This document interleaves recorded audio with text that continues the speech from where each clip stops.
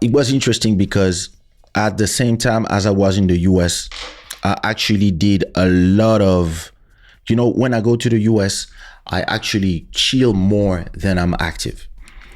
And I did a lot of administrative thing, like, when you're alone in your hotel with just your laptop, you can really work on administrative thing, make people sign contracts, like just take care of your own business. Because I was as I was going through a lot of the collaborations that I did, and a lot of the businesses that I have here and there with remixers, with artists, collaborations, and even artists that I signed 20 years ago, I realized that's we tend as artists to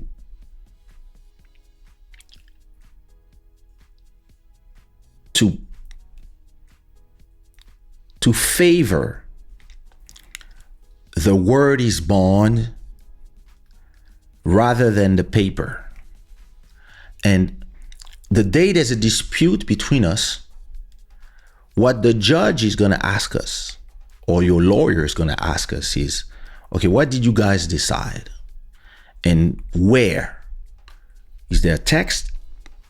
Is there a conversation? Is there a written conversation that we can use to carry our defense or carry our offense?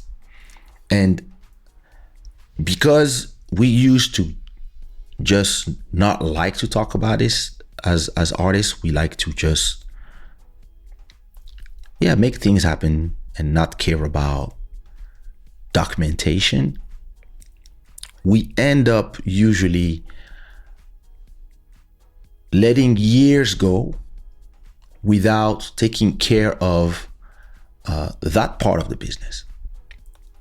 Hey, we are doing this song together. How do we share the revenue? And who does own that song? Is it yours? Is it mine? Is it both of us song? Do we share the revenue 50-50? Do we share the revenue 10%? 90-10? 80-20? 60-40? How all these things, we tend to just talk between ourselves and we're good. Until we forget. And then, or somebody conveniently forgets or pretends that, oh no, that's not what we said. Or that's what we said. We were here, we were sitting in the Starbucks between two frappuccinos, and I said, let's do it like this. And you said, yeah, let's do it like this. Did we sign it somewhere? No, we don't need, because, And when you exchange services, let's say I sing on a song for you and I don't charge you my normal fee of $2,500. And in exchange, I sing on another song that is done with you, but this one is mine and this one is yours. And we both decide that our songs are, you make revenue on your song, I make revenue on my song. Let's say that after 5 years, you made 100 streams or 100,000 streams on your song. You're good. Spotify paid you $300. You're good. But then you look at my streams and you see that my song with you, that is part of the exchange, made 10 million streams. So if you calculate with your 100,000 streams, you made $300. So with my 10 million streams, I made 30 G's. I made $30,000. there's this feeling that is part of every human being called greed. And you might be like, wait a minute. I made 100. He made 30,000. That's not fair. So you come to me and you're like, bro, we have this song that has 10 million streams. You gonna give me something? And I look at you and I'm like, bro, if you had a song with me that made 10 million, I wouldn't ask you for nothing. Yeah, but you make money already. You have money already, so that's why you don't care. But me, I'm struggling right now. I have this and this, and my wife has this, and my kid is it. Bro, that's not our deal. Okay. And then the next day, you get contacted by a lawyer. You say, hey, I'm representing MJ Weboto. I'm representing Mr. Rodney Tap. You're like, what? Yes, my client says that there's no documentation.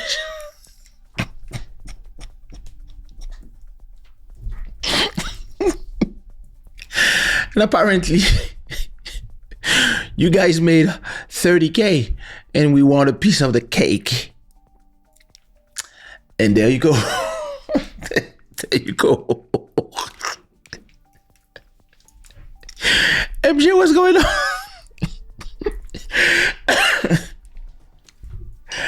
MJ, what's going on? MJ doesn't reply.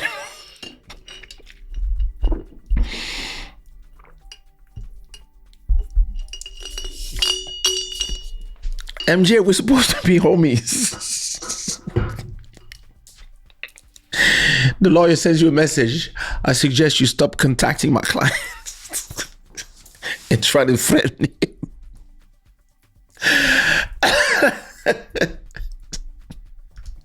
So listen. If you had a piece of paper where it was written, MJ has 100% of song A and Kaysha has 100% of song B. Whatever song A generates has nothing to do with me. And whatever song B generates has nothing to do with song B. Or maybe you have a different contract that says, for every song that we do, A, B, C, D, E, our deal is 50% for you and 50% for me. If it's written somewhere, when it's time to get paid, you can show your paper, and that paper dictates the deal. And if you are frustrated that I just made 30K on one of our collaboration and you only made 300, I can tell you, well, this is life. It could have been the opposite. And hopefully one of these days, another song that we'll do will generate these numbers. Or maybe if you don't like the collaboration the way it is, we can negotiate a new way to work forward. Not the money I made already and you made already. We can negotiate a new way to go forward where starting today, the new songs that we will do will be at 50-50. Or everything that we did together will be at 50-50. Those that you own, but also the ones that I own. But this is something that you have to agree on again and sign a new contract that starts at a certain date, or etc., etc. if everything is documented, we are square.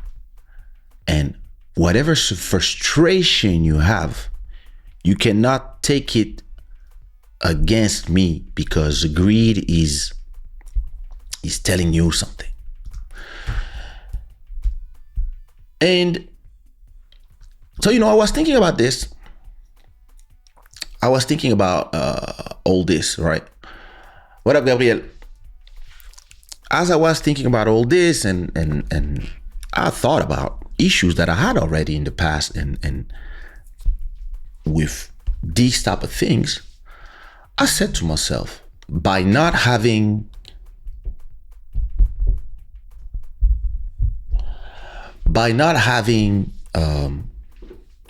documentation in place with a lot of the people I've been working with these past years, I'm actually putting myself in danger, because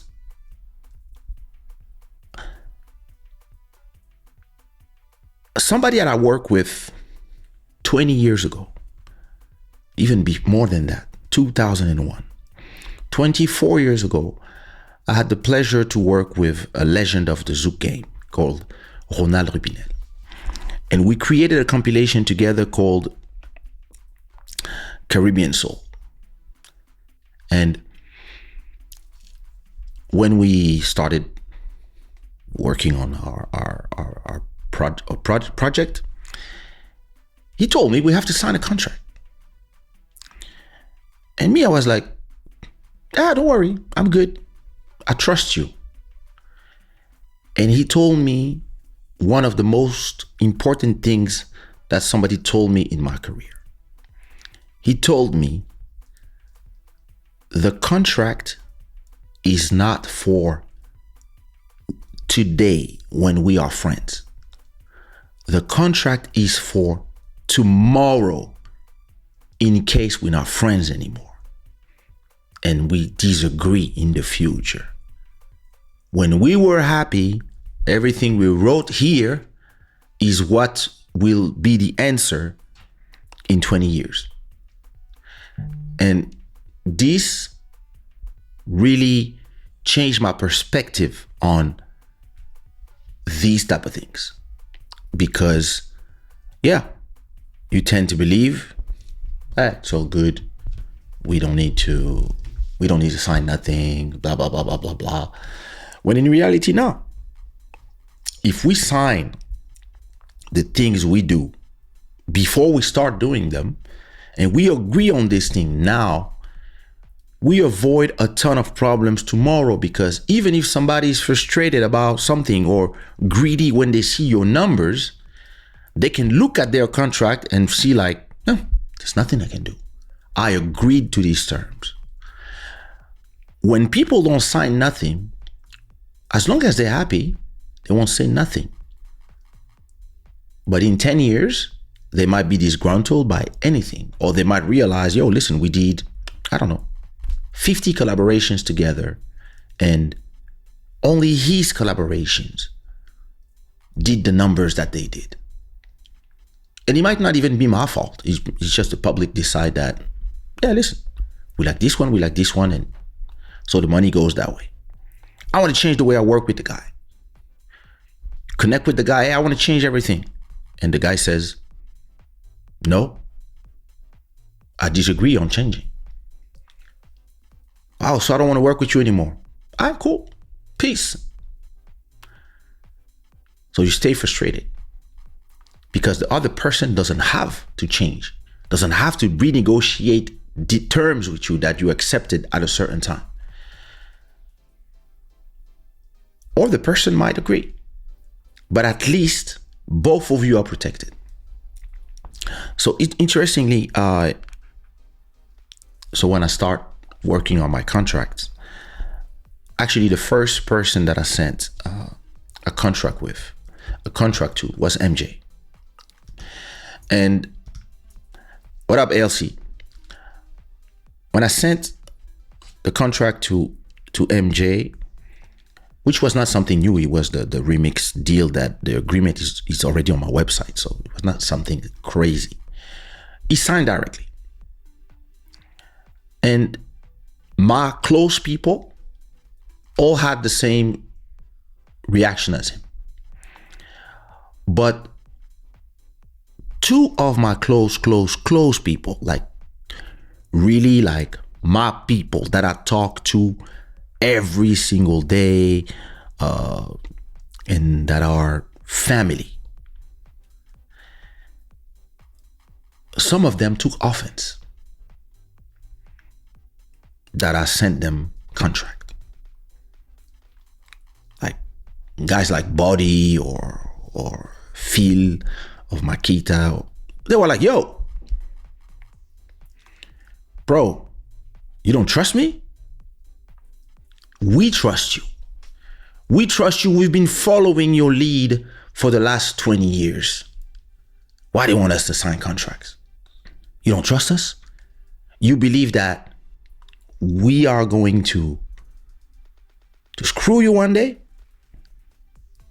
I'm offended that my word means so little to you. And I told them this. Let's imagine that the price for a featuring with me is 2005. So you ask me to sing on your song, I will tell you it's 2005. That's what I always said.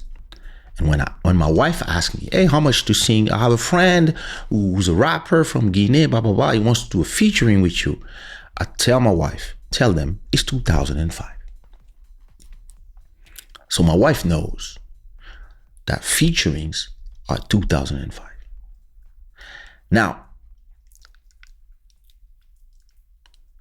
let's say that you and me, Buddy, we have probably 80 songs together. And you feel we probably also have 80 songs together. So let's round it up to 200 songs.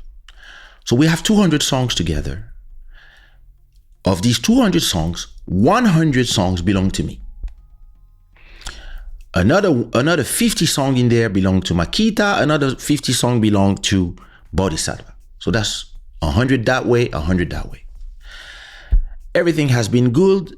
We had an agreement all together. We good. Free what up. And now something bad happens. For whatever reason, I plunge into a 1-year coma. And I'm only going to wake up in 1 year.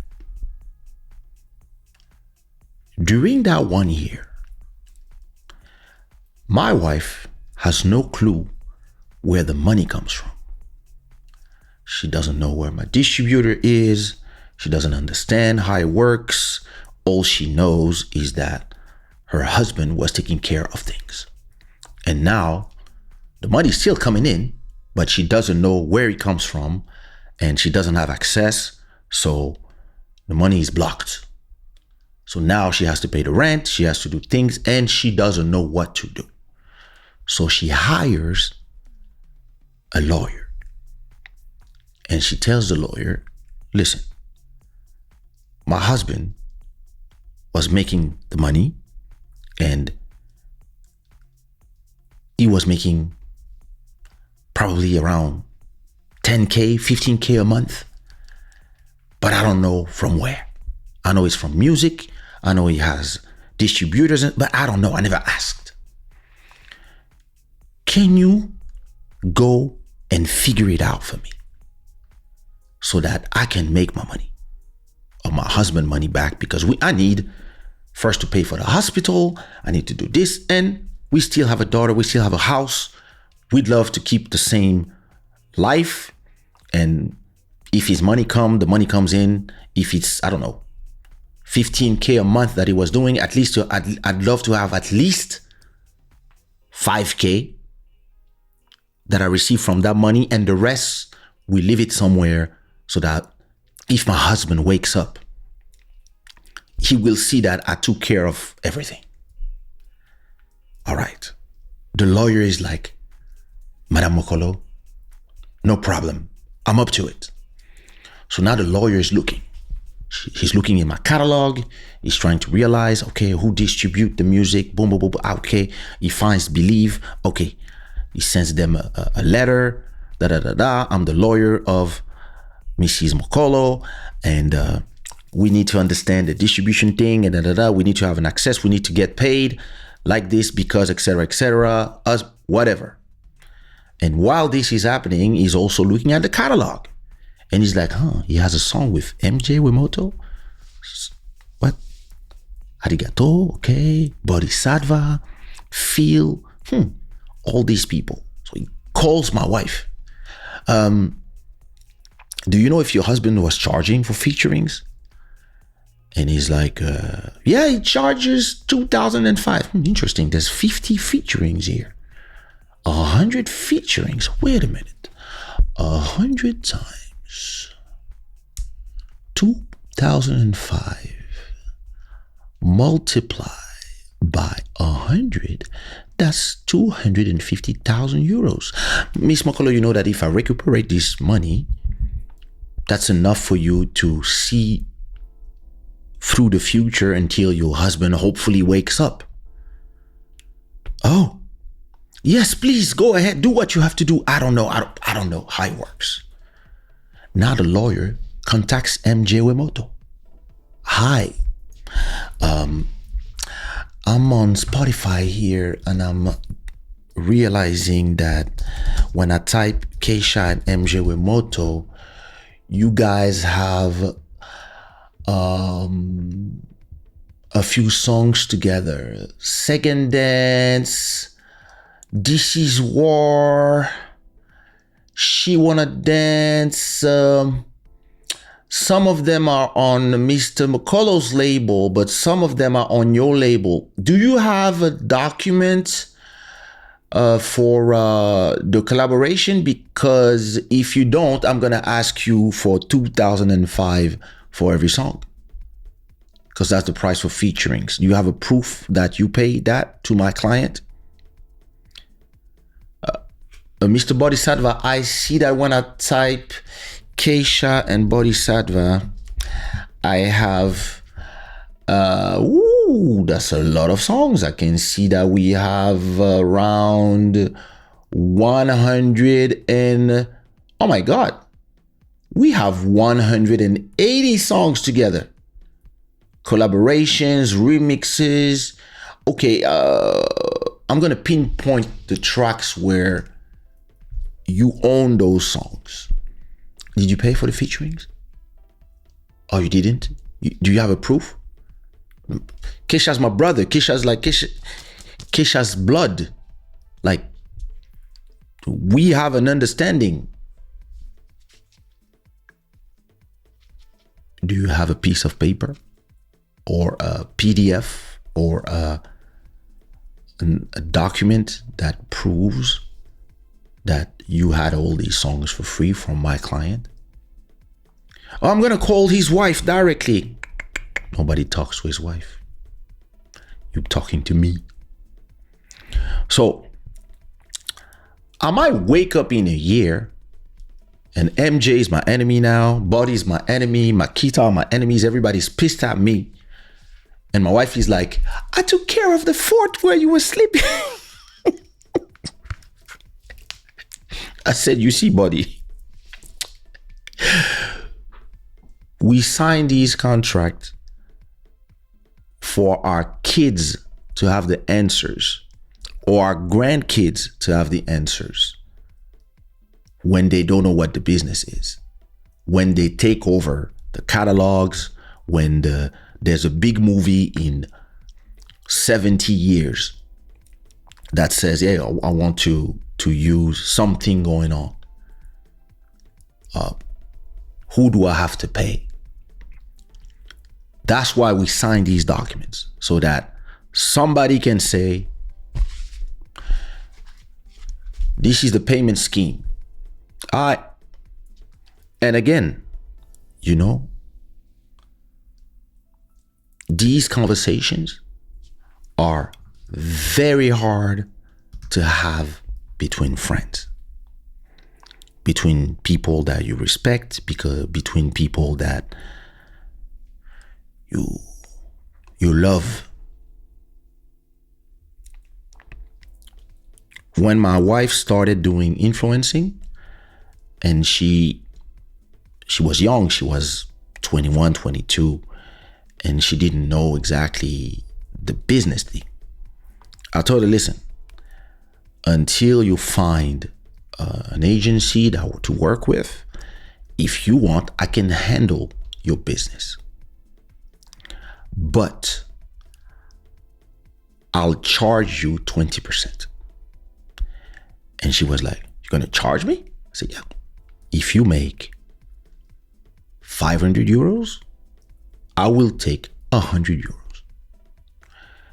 And she was like, but why? You my husband. And I said, has nothing to do with feelings. It has everything to do with business and professionalism. I'm doing a work for you. I'm charging you for that work.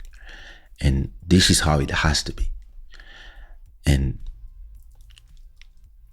those are not easy conversations to have, but you must have them. Because tomorrow, when you sell your business to another entity, if you sell your catalog, all of you who are listening, if you sell your catalog to somebody else, that somebody else is going to have to deal with everybody that you didn't sign contracts with. And they're going to end up not knowing how much to pay everybody. So let's say me and MJ have a song that we do 50-50 on. MJ signs his catalog to Universal. After a year, I send a message to MJ, hey bro, I'm not receiving my money. Oh bro, I sold my catalog. You have to talk to Universal now. Oh, yes, Universal, hi. I have a song with MJ and I have 50% of that song. Normally I have to get, we're not familiar with that. What you mean you're not familiar? No, listen, that's our deal. You have a paper? Do you have any proof of what you're saying? No, but that's my boy. And listen,